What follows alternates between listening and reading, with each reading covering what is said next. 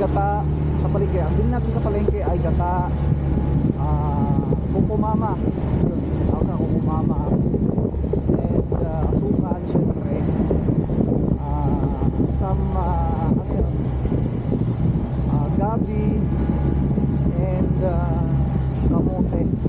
So wala pa rin natin kamuting kahoy, tsaka sabog.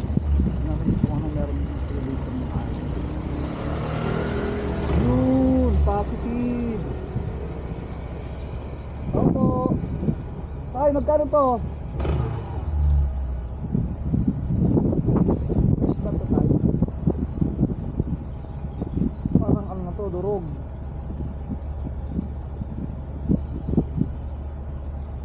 So ito mga idol, paborito natin to, green leaves na talbos ng kamote. Magkano ba ito?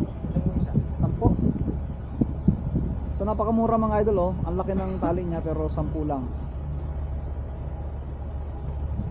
So dito ako palagi nanimili kasi nga fresh.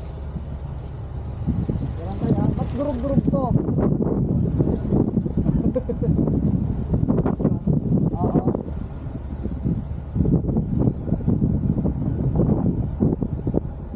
Isa lang tayo.